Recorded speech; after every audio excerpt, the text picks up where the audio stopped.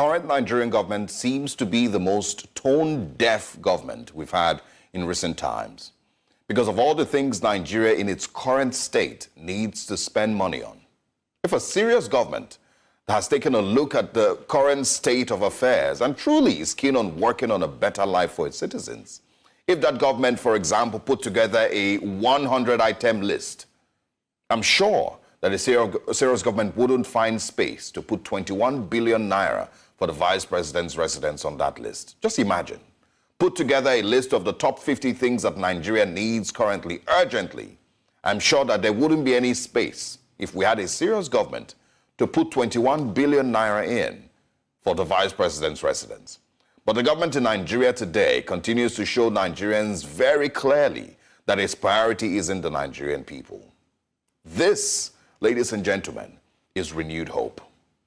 There's no way in logical terms that this project can be defended by any person, but with renewed hope, they don't even bother to give you a good explanation for why this is. What they've simply said is, and of course I'm going to be quoting the Vice President and the Minister of the FCT, Nyesom Wike. He says, this project was awarded in 2010, 14 years ago, and was abandoned in 2014.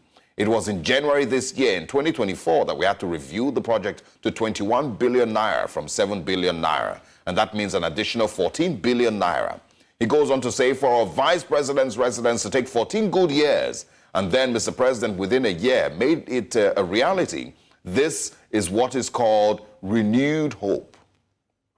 Now, it goes on to say that President Tinubu explained that the provision of a suitable residence for the vice president is not merely a matter of convenience, but also a symbol of respect for the office and the individual who occupies it.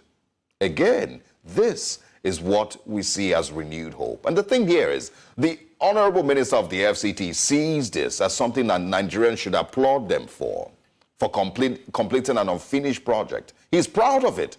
He's excited to tell you that they've finished this project in 1 year. But this is the same government that told Nigerians to tighten their belts. And the same Nigerians have had to make completely insane sacrifices just to survive current realities.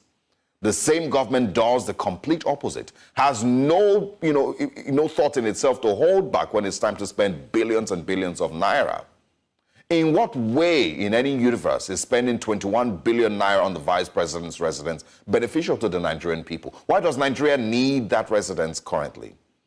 And calling this a waste of money, of course, calling the whole project a waste of money, goes to show Nigerians exactly what this government has in its renewed hope agenda.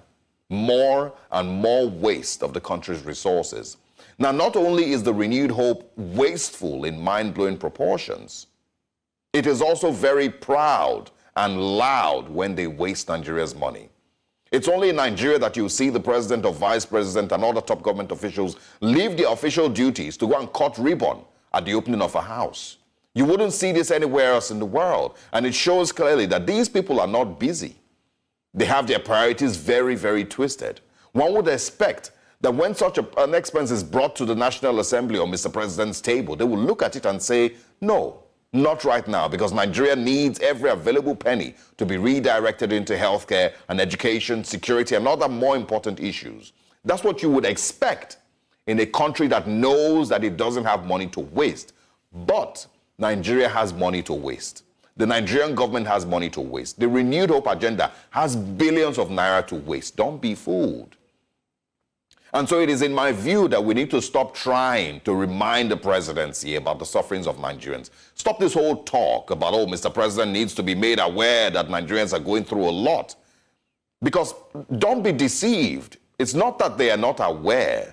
They just have other things that they are focused on in the interim. Good morning, Nigerians.